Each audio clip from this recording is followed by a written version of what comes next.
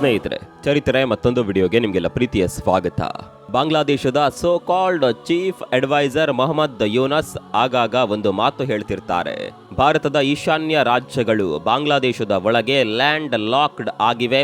ಈ ರಾಜ್ಯಗಳಿಗೆ ಬಾಂಗ್ಲಾದೇಶವೇ guardian of the ocean ಅಂತೆಲ್ಲ ತಮಗೆ ತಾವೇ ಬಿಲ್ಡಪ್ ಕೊಟ್ಕೊಂಡಿದ್ದಾರೆ. ಆದರೆ ಸ್ನೇಹಿತರೆ, ಭಾರತ ಈಗ ಮಾಡ್ತಿರುವ ಈ ಒಂದು ಕೆಲಸದಿಂದ ಬಾಂಗ್ಲಾದೇಶ ಈಗ ಕಂಪ್ಲೀಟ್ ಆಗಿ ಭಾರತದ ಒಳಗೆ ಲಾಕ್ ಆಗಲಿದೆ. ಬಾಂಗ್ಲಾದೇಶದ ಉಸಿರು ಕಟ್ಟುವ ಹಾಗೆ ಹೇಡೆಮುರಿ ಕಟ್ಟೋ ಮಾಸ್ಟರ್ ಪ್ಲಾನ್ ಒಂದನ್ನ ಭಾರತ ರೆಡಿ ಮಾಡಿದೆ. 100 ನದಿಗಳಿವೆ, ಭರ್ಜರಿ ಕರಾವಳಿ ಇದೆ, ಅದನ್ನಿಟ್ಕೊಂಡೆ ಆಟ ಆಡ್ತೀವಿ ಅನ್ನುವ ಅಹಂಕಾರದಲ್ಲಿ ಬೀಗ್ತಾ ಇರುವ ಬಾಂಗ್ಲಾದ ನರ ನಾಡಿಗಳನ್ನ ಕಟ್ ಮಾಡೋದಕ್ಕೆ ಭಾರತ ಮುಹೂರ್ತ ಇಟ್ಟಿದೆ. ಹಾಗಿದ್ರೆ ಏನಿದು ಬಾಂಗ್ಲಾ ಗ್ರಹಚಾರ ಕೆಡಿಸುವ ಪ್ಲಾನ್? ಬಂಗಾಳ ಕೊಲ್ಲಿಯಲ್ಲಿ ಭಾರತ ಏನ್ ಮಾಡೋದಕ್ಕೆ ಹೊರಟಿದೆ? ಈ ಮಾಸ್ಟರ್ ಪ್ಲಾನ್ ಬಾಂಗ್ಲಾ ಸೇನಾ ಪಡೆಗಳ ನಿದ್ದೆ ಕೆಡಿಸಿರೋದ್ಯಾಕೆ? ಎಲ್ಲವನ್ನ ತೋರಿಸ್ತೀವಿ ನೋಡಿ.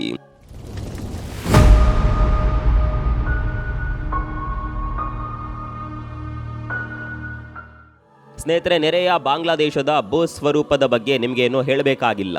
ಆ ದೇಶ 3 ದಿಕ್ಕಲ್ಲೂ ಭಾರತದಿಂದ ಸುತ್ತುವರೆದಿದೆ. ಒಂದು ದಿಕ್ಕಲ್ಲಿ ಮಾತ್ರ ಸಮುದ್ರ ಇದೆ. ಆ ಮಾರುದ್ದ ಕರಾವಳಿ ಇಟ್ಕೊಂಡೆ ನಾವು ಗಾರ್ಡಿಯನ್ ಆಫ್ ದಿ ಓಷನ್ ಅಂತ ಬಾಂಗ್ಲಾದ ಯೂನಸ್ ಕೊಚ್ಕೊಂಡಿದ್ದು.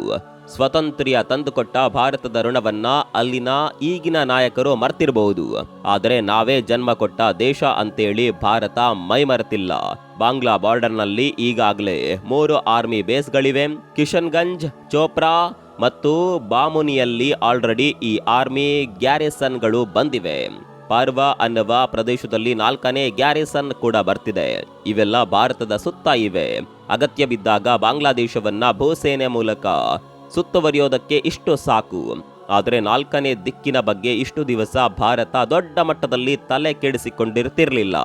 ಒಂದು ವೇಳೆ ಬಾಂಗ್ಲಾ ಆ 4ನೇ ದಿಕ್ಕಲ್ಲಿ ಅಂದ್ರೆ ಕರಾವಳಿಯಲ್ಲಾದ್ರೂ ಮೂರ್ಖತನ ಕೆಲಸ ಮಾಡಿದ್ರೆ ಅದನ್ನ ಇಮಿಡಿಯೇಟ್ ಆಗಿ ಹತ್ತಿಕ್ಕೋದಕ್ಕೆ ಭಾರತ ದೊಡ್ಡ ಮಟ್ಟದಲ್ಲಿ ಪ್ಲಾನಿಂಗ್ ಮಾಡಿರಲಿಲ್ಲ. ಅಫ್ಕೋರ್ಸ್ ಭಾರತ ಜಗತ್ತಲ್ಲೇ ಅತ್ಯಂತ ಸ್ಟ್ರಾಂಗ್ ನೌಕಾಪಡೆ ಇರುವ ದೇಶ. ನಮ್ಮ ದೊಡ್ಡ ಹಡಗುಗಳು, ಏರ್ ಕ್ರಾಫ್ಟ್ ಕ್ಯಾರಿಯರ್ ಸೇರಿದಂತೆ ದೈತ್ಯ ನೌಕಾಪಡೆ ಹಡಗುಗಳು ಬಂಗಾಲ ಕೊಲ್ಲಿ ಹಾಗೂ ಹಿಂದೂ ಮಹಾಸಾಗರದಲ್ಲಿ ಸುತ್ತುತ್ತಾ ಇರುತ್ತವೆ. ಅಗತ್ಯ ಬಿದ್ದರೆ ಬಾಂಗ್ಲಾ ಕರಾವಳಿಯಲ್ಲಿ ಹೋಗಿ ನಿಲ್ಲಿಸಬಹುದು. ಆದರೆ ನಿಮಗೆ ಗೊತ್ತಿರಲಿ, ಜಗತ್ತಿನ ಅತಿ ದೊಡ್ಡ ನದಿ ಮುಖಜ ಭೂಮಿ ಯಾವುದು ಅಂದ್ರೆ ಅದು ಬಾಂಗ್ಲಾದೇಶದ ಕರಾವಳಿ. ಅದನ್ನ ಗ್ಯಾಂಜಸ್ ನದಿ ಮುಖಜ ಭೂಮಿ ಅಥವಾ ಗ್ಯಾಂಜಸ್ ಡೆಲ್ಟಾ ಅಂತ ಕರೀತಾರೆ. ಗ್ಯಾಂಜಸ್ ಅಂದ್ರೆ ಗಂಗಾ. ಗಂಗಾ, ಬ್ರಹ್ಮಪುತ್ರ ಸೇರಿದಂತೆ 10 ನದಿಗಳು 100 ಕವಲೊಡೆದು ಸಮುದ್ರ ಸೇರುವ ಜಾಗ ಅದು. ಗಂಗಾ, ಬ್ರಹ್ಮಪುತ್ರ ನದಿಗಳು ಸೇರಿದ ಮೇಲೆ ಅದನ್ನ ಮೇಘನ ಅಂತ ಬಾಂಗ್ಲಾದಲ್ಲಿ ಕರೀತಾರೆ. ಆದರೆ ನದಿ ಮುಖಜ ಭೂಮಿಗೆ ಮಾತ್ರ ಗಂಗಾ ಎಂದೇ ಹೆಸರಿದೆ. ಅಲ್ಲಿ 100 ಕವಲುಗಳಿರುವ ಕಾರಣಕ್ಕೆ ನೌಕಾಪಡೆ ಆಪರೇಷನ್ಗಳಿಗೂ ಅದು ಬಹಳ ಚಾಲೆಂಜಿಂಗ್ ಜಾಗ. ಆ ಸಣ್ಣ ಸಣ್ಣ ಕವಲುಗಳಲ್ಲಿ ಇಂಡಿಯನ್ ನೇವಿಯ ದೊಡ್ಡ ದೊಡ್ಡ ಹಡಗುಗಳನ್ನ ನುಗ್ಗಿಸೋದಕ್ಕೆ ಆಗೋದಿಲ್ಲ. ಇದರ ಜೊತೆಗೆ ಪೂರ್ವ ಕರಾವಳಿಯಲ್ಲಿ ಭಾರತದ ಮೇಜರ್ ನೌಕಾನೆಲೆಗಳಿರೋದು ವಿಶಾಖಪಟ್ಟಣಂ ಮತ್ತು ಅಂಡಮಾನ್ನಲ್ಲಿ. ಅಲ್ಲಿ ನಮ್ಮ ಸ್ಟ್ರಾಂಗ್ ಪ್ರೆಸೆನ್ಸ್ ಇದೆ. ಆದರೆ ಬಾಂಗ್ಲಾದೇಶದ ಕರಾವಳಿಗೆ ಹೊಂದಿಕೊಂಡಂತೆ ಮೇಜರ್ ನೇವಲ್ ಬೇಸ್ ಇರಲಿಲ್ಲ. ಕೋಲ್ಕತ್ತಾದಲ್ಲಿ ಈಗಾಗಲೇ ನೇವಲ್ ಬೇಸ್ ಇದೆ, ಆದರೆ ಅದು ನದಿಯ ಒಳಭಾಗದಲ್ಲಿದೆ. ಏನಾದರೂ ಎಮರ್ಜೆನ್ಸಿ ಆಪರೇಷನ್ ಇದ್ರೆ ಹಡಗುಗಳು ಹೋಗ್ಲಿ ನದಿ ಮೂಲಕ ಅಲ್ಲಿಂದ ಬರೋದಕ್ಕೆ ಲೇಟ್ ಆಗುತ್ತೆ. ಹಾಗಾಗಿ ಬಾಂಗ್ಲಾ ಗಡಿ ಬಳಿ ಒಂದು ನೇವಲ್ ಬೇಸ್, ಅದರಲ್ಲೂ ಸ್ಪೆಷಲೈಸ್ಡ್ ಹಡಗುಗಳನ್ನ ನಿಲ್ಲಿಸಿ ಅಗತ್ಯ ಬಿದ್ದಾಗ ನುಗ್ಗಿಸೋದಕ್ಕೆ ಹೊಸ ನೌಕಾನೆಲೆ ಬೇಕಾಗಿತ್ತು. ಅದನ್ನೀಗ ರೆಡಿ ಮಾಡಲಾಗ್ತಾ ಇದೆ. ನೀವೀಗ ನೋಡ್ತಿರಬಹುದು, ಪಶ್ಚಿಮ ಬಂಗಾಳ ರಾಜಧಾನಿ ಕೋಲ್ಕತ್ತಾದಿಂದ ಕೇವಲ 100 ಕಿಲೋಮೀಟರ್ ಕೆಳಗಿರುವ ಹಲ್ದಿಯಾದಲ್ಲಿ ಇದೇ ಸದ್ಯಕ್ಕೆ ಬಾಂಗ್ಲಾ ವಿರುದ್ಧ ಭಾರತದ ಹೊಸ ಸ್ಟ್ರಾಟಜಿಕ್ ಲೊಕೇಶನ್. ಈ ಹೊಸ ನೇವಲ್ ಡಿಟ್ಯಾಚ್ಮೆಂಟ್ ಮೂಲಕ ಬಾಂಗ್ಲಾ ನರನಾಡಿಯನ್ನ ಪೂರ್ತಿಯಾಗಿ ಕಟ್ ಮಾಡುವ ಪ್ಲಾನ್ ಅನ್ನ ಭಾರತ ರೆಡಿ ಮಾಡ್ತಿದೆ. ಹಲ್ದಿಯಾದಲ್ಲಿ ಈಗಾಗಲೇ ಸ್ಪೆಷಲೈಸ್ಡ್ ಸಣ್ಣ ಹಡಗುಗಳ ರಾಶಿಯನ್ನೇ ನಿಲ್ಲಿಸಲಾಗ್ತಿದೆ. ಇವುಗಳನ್ನ ಶಾಲೋ ಕ್ರಾಫ್ಟ್ ಬೋಟ್ಗಳು ಅಂತ ಕರೆಯಲಾಗುತ್ತೆ. ಅಂದ್ರೆ ಕಡಿಮೆ ಆಳದಲ್ಲೂ ಆಪರೇಷನ್ ಮಾಡುವ ಶಿಪ್ಗಳು. ಹಾಗಾಗಿ ನದಿಗಳಲ್ಲೂ ಸುಲಭವಾಗಿ ಚಲಿಸುವ ಸಾಮರ್ಥ್ಯ ಇರುವಂತವು. ಜೊತೆಗೆ ಇವುಗಳನ್ನ ಗನ್ ಬೋಟ್ಸ್ ಅಥವಾ ಫಾಸ್ಟ್ ಇಂಟರ್ಸೆಪ್ಟರ್ ಕ್ರಾಫ್ಟ್ ಅಂತಾಲೂ ಕರೆಯಲಾಗುತ್ತೆ.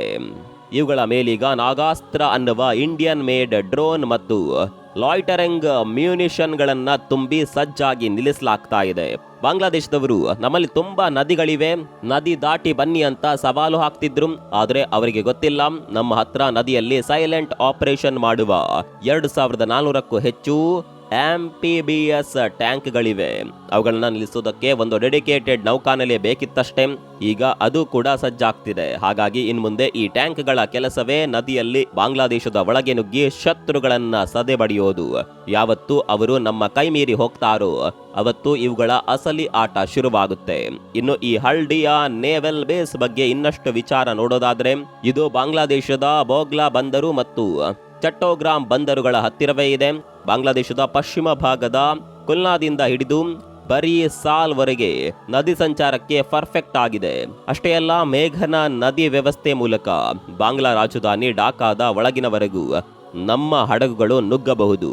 ಈ ಹಿಂದೆ ಕೂಡ ಭಾರತ ಆ ಕೆಲಸವನ್ನೊಮ್ಮೆ ಮಾಡಿದೆ. ಒಮ್ಮೆ 1971ರ ಬಾಂಗ್ಲಾ ವಿಮೋಚನಾ ಯುದ್ಧ ನೆನಪು ಮಾಡ್ಕೊಳ್ಳಿ. ಆಗ ಮುಕ್ತಿ ವಾಹಿನಿಯು ಸಣ್ಣ ಬೋಟ್ಗಳನ್ನ ಢಾಕಾಗೆ ನುಗ್ಗಿಸಿ ಗೆರಿಲ್ಲಾ ವಾರ್ಫೇರ್ ಮಾಡಿತ್ತು. ಆಗ್ಲೇ ಆ ಸಾಧನೆ ಆಗಿದೆ ಅಂತ ಆದ್ರೆ, ಈಗ ನಮ್ಮ ಹತ್ರ ಇರುವ ಮಾಡರ್ನ್ ಹಡಗುಗಳು ಅದಕ್ಕಿಂತ 1000 ಪಟ್ಟು ಪವರ್ಫುಲ್ ಆಗಿವೆ. ಹಾಗಾಗಿ ಬಾಂಗ್ಲಾ ವಿರುದ್ಧ ಮುಂದೆ ಭಾರತ ಸ್ಪೆಷಲ್ ಆಪರೇಷನ್ ಏನಾದರೂ ಮಾಡಿದ್ರೆ ಇವು ಬಹಳ ಹೆಲ್ಪ್ ಆಗುತ್ತವೆ. ಸ್ನೇಹಿತರೆ, ಇನ್ನೊಂದು ಇಂಪಾರ್ಟೆಂಟ್ ವಿಚಾರ ಏನಂದ್ರೆ, ಬಾಂಗ್ಲಾದಲ್ಲಿ ಯೂನಸ್ ಬಂದ ಮೇಲೆ ಚೀನಾ ಮತ್ತು ಪಾಕಿಸ್ತಾನ ಹಡಗುಗಳ ಓಡಾಟ ಜಾಸ್ತಿ ಆಗಿದೆ. ಅಮೆರಿಕ ಕೂಡ ಬಾಂಗ್ಲಾ ಬಳಿ ಇರುವ ಸೇಂಟ್ ಮಾರ್ಟಿನ್ ದ್ವೀಪದ ಮೇಲೆ ಕಣ್ಣಿಟ್ಟಿದೆ ಅನ್ನುವ ಸುದ್ದಿ ಇದೆ. ಬಾಂಗ್ಲಾದೇಶ ಮತ್ತು ಪಾಕಿಸ್ತಾನದ ಡಿಫೆನ್ಸ್ ಸಂಬಂಧ ಈಗ ತುಂಬಾನೇ ಸ್ಟ್ರಾಂಗ್ ಆಗ್ತಿದೆ. 2025ರ ನವೆಂಬರ್ನಲ್ಲಿ ಪಾಕಿಸ್ತಾನದ ಹಡಗುಗಳು ಬಾಂಗ್ಲಾಕ್ಕೆ ಬಂದಿದ್ದವು. ಉನ್ನತ ಮಟ್ಟದ ಮಾತುಕತೆಗಳು ಕೂಡ ನಡೀತಿವೆ. ಇವರು ಏನಾದರೂ ಸ್ಕೆಚ್ ಹಾಕಿದ್ರೆ ಅದನ್ನ ಮುರಿಯೋದಕ್ಕೆ ನಾವು ರೆಡಿ ಇರಬೇಕು. ಒಳ ನುಸುಳುವಿಕೆ ತಡೆಯೋದಕ್ಕೆ ಮತ್ತು ಕರಾವಳಿಯ ಮೇಲೆ ವಿಜಿಲೆನ್ಸ್ಗೆ ಒಂದು ನೇವಲ್ ಬೇಸ್ ಇರೋದು ತುಂಬಾನೇ ಮುಖ್ಯ. ಆದರೆ ಹಲ್ದಿಯಾದಲ್ಲೇ ಯಾಕೆ ನೌಕಾನೆಲೆ ಬರ್ತಿದೆ ಅಂದ್ರೆ, ಇದು ನೇರವಾಗಿ ಸಮುದ್ರ ತೀರದಲ್ಲಿ ಕರಾವಳಿಯಲ್ಲೇ ಇದೆ. ಆದರೆ ಹಲ್ದಿಯಾ ಡಾಕ್ ಅಂದರೆ ಬಂದರು 1970ರಿಂದಲೂ ಆಪರೇಟ್ ಆಗ್ತಿದೆ. ಅಲ್ಲಿನ ಬಂದರು ಕೂಡ 9 ಮೀಟರ್ ಆಳ ಇದ್ದು ದೊಡ್ಡ ಪನಾಮ್ಯಾಕ್ಸ್ ಹಡಗುಗಳು ಸಹ ಅಲ್ಲಿ ಬಂದು ನಿಲ್ಲಬಹುದು. ಹಾಗಾಗಿ ನೇವಲ್ ಬೇಸ್ಗೂ ಹಲ್ದಿಯಾ ಆಯ್ಕೆ ಮಾಡಲಾಗಿದೆ. ಈ ಹೊಸ ಬೇಸ್ನಲ್ಲಿ ಸದ್ಯಕ್ಕೆ 100 ಜನ ಅಧಿಕಾರಿಗಳು ಮತ್ತು ಸೈನಿಕರು ಇರ್ತಾರೆ. ಕೋಲ್ಕತ್ತಾದ INS ನೇತಾಜಿ ಸುಭಾಷ್ ಈ ಬೇಸ್ಗೆ ಲಾಜಿಸ್ಟಿಕ್ಸ್ ಮತ್ತು ಅಡ್ಮಿನಿಸ್ಟ್ರೇಟಿವ್ ಸಪೋರ್ಟ್ ಅನ್ನ ಕೂಡ ಕೊಡಬಹುದು. ಇನ್ನು ಹಲ್ದಿಯಾದಲ್ಲಿ 100 ಟನ್ನ ಫಾಸ್ಟ್ ಇಂಟರ್ಸೆಪ್ಟರ್ ಕ್ರಾಫ್ಟ್ಗಳಿರ್ತಾವೆ. ಇವು 45 ನಾಟ್ ವೇಗದಲ್ಲಿ ಚಲಿಸುತ್ತವೆ. ಇದ್ರ ಜೊತೆ INS ತಿಲಾಚಾಂಗ್ ಮತ್ತು INS ತಸರಾದಂತಹ ವಾಟರ್ ಜೆಟ್ ಫಾಸ್ಟ್ ಅಟ್ಯಾಚ್ ಕ್ರಾಫ್ಟ್ಗಳು ಕೂಡ ಇರ್ತಾವೆ.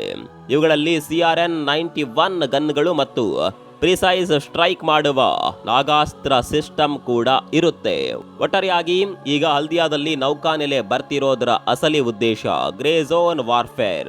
ಬಾಂಗ್ಲಾದೇಶ ನೇರವಾಗಿ ಯುದ್ಧ ಮಾಡದೇ ಇರಬಹುದು, ಆದರೆ ಕದ್ದು ಮುಚ್ಚಿ ಭಾರತಕ್ಕೆ ತೊಂದರೆ ಕೊಡಬಹುದು. ಅಂತಹ ಟೈಮ್ನಲ್ಲಿ ಸೈಲೆಂಟ್ ಆಗಿ ಸ್ಪೆಷಲ್ ಫೋರ್ಸ್ಗಳನ್ನ ಕಳಿಸೋದಕ್ಕೆ ಅಥವಾ ಎಕ್ಸ್ಟ್ರಾಕ್ಟ್ ಮಾಡೋದಕ್ಕೆ ಈ ನೌಕಾನೆಲೆ ಹಾಗೂ ಸ್ಪೆಷಲೈಸ್ಡ್ ಹಡಗುಗಳು ಬೇಕು. ಬಾಂಗ್ಲಾದೇಶ ಈಗ ಚೀನಾ, ಅಮೆರಿಕ ಮತ್ತು ಪಾಕಿಸ್ತಾನದ ಆಟದ ಮೈದಾನ ಆಗ್ತಿದೆ. ಅಂತಹ ಕಡೆ ಗ್ರೇ ಝೋನ್ ವಾರ್ಫೇರ್ ನಡೆಯೋದು ಕಾಮನ್. ಹಾಗಾಗಿ ನಮ್ಗೆ ಬೇಕಾದ ಹಾಗೆ ಫೋರ್ಸ್ಗಳನ್ನ ಎಂಟ್ರಿ ಮಾಡಿಸೋದಕ್ಕೆ ಮತ್ತು ವಾಪಸ್ ತರೋದಕ್ಕೆ ಈ ಅಸೆಟ್ಸ್ ಬೇಕೇ ಬೇಕು. ಬಾಂಗ್ಲಾ ಏನಾದರೂ ಲಿಮಿಟ್ ಕ್ರಾಸ್ ಮಾಡಿದ್ರೆ ಇಂಡಿಯಾದ ಈ ತಯಾರಿ ಅವರಿಗೆ ತಕ್ಕ ಪಾಠ ಕಲಿಸೋದಕ್ಕೂ ಬಳಕೆ ಆಗಬಹುದು. ಬಾಂಗ್ಲಾದೇಶ ಅಂತಹ ಮೂರ್ಖತನದ ಕೆಲಸ ಮಾಡಲ್ಲ ಅಂತ ಅಂದುಕೊಂಡಿದ್ದೀವಿ. ಆದ್ರೆ ಈ ವಿಚಾರದಲ್ಲಿ ನಿಮ್ಗೇನನ್ಸುತ್ತೆ? ಕಾಮೆಂಟ್ ಮಾಡಿ. ಮತ್ತೊಂದು ವಿಡಿಯೋ ಸಿಗೋಣ. ಅಲ್ಲಿವರೆಗೂ ನಮಸ್ಕಾರ.